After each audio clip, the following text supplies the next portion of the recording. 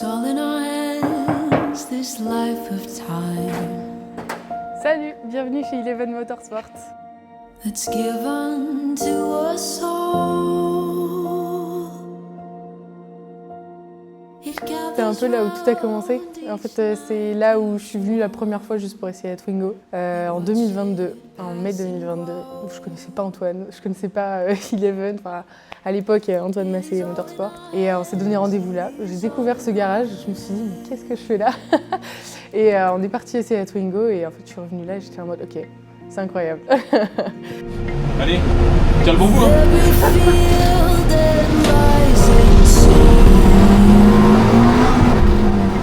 Ouais, en fait, c'était logique de suivre avec Antoine et le Team Eleven. C'était la suite logique, en fait. Oui, complètement, c'est une famille. Et puis autant avec le team, mécano, tout le monde, spotter, ingénieur, que tous les pilotes. On s'entend tous hyper bien et ouais, c'est vraiment une cohésion familiale, en fait. On revient un an en arrière, l'hiver 2023. Dans quel état d'esprit se trouvait Axel Coroleur à ce moment-là? L'hiver 2023, c'était un peu bizarre, en fait. J'étais là en mode, bon, ok, on a fait 4, mais j'avais envie de plus. Donc on savait qu'on allait repartir potentiellement. Et on s'est dit, ouais, on va bosser. Je m'attendais surtout pas à aligner une saison comme ça. Bien sûr, j'avais tout pour. Avec le Team Eleven, j'avais ma famille, mes amis, tout le monde qui était autour de moi. Donc j'avais tout pour réussir. Je m'en pensais pas capable à ce point-là, mais très contente d'avoir pu réaliser ça.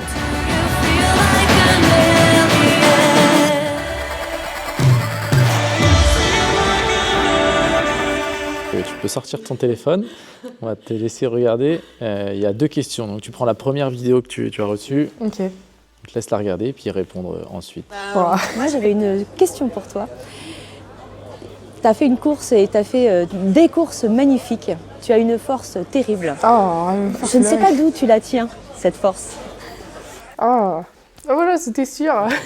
Oh, bah voilà, mais maintenant c'est bon. Non, ma force, c'est... ouais, bah ça a toujours été ça, en fait, ma famille, mes amis. Et puis, en fait, en me lançant au rallycross, je pensais pas... Donc forcément, j'ai mes parents, j'ai ma sœur, mais j'ai aussi ma famille plus éloignée. Et en fait, ça nous a soudés, mais à un point, je m'attendais pas du tout à ça. Même mes amis, en fait, qui se connaissent absolument pas en sport auto à la base, ils sont venus quasiment sur tous les week-ends de rallycross pour me soutenir. Ça me donnait juste envie de me surpasser encore plus. J'avais juste envie de leur offrir ça, juste pour le déplacement qu'ils faisaient et tout ce qu'ils faisaient pour moi. On est sympa chez Rallycross France, on a une deuxième question. Après un titre de championne de France, est-ce qu'on peut supprimer la case en bas à droite? Oh là là. Est-ce que tu peux nous expliquer ce que veut dire cette case en bas à droite? En fait, mes week-ends de rallycross, j'ai pas toujours le sourire. Et en fait, à la maison, j'ai une petite tasse où c'est toutes les photos que j'ai depuis que je suis petite, dont une en bas à droite, où je fais la gueule, très clairement. J'ai une gueule de 3 km, je suis ronchon comme il n'y a pas. Donc en fait, dès que j'ai sortais de manche où j'étais un peu énervée, c'est « Ah, elle est en bas à droite ». Bon, et ben voilà, ça faisait référence à cette fameuse tasse. On retient tous ce dimanche midi à Essay. Une fois que le titre est validé, cette communion avec toute l'équipe, ta famille. Ouais, c'était incroyable. Et puis même de savoir que je suis championne et de revenir au stand, l'arrivée au stand a été incroyable.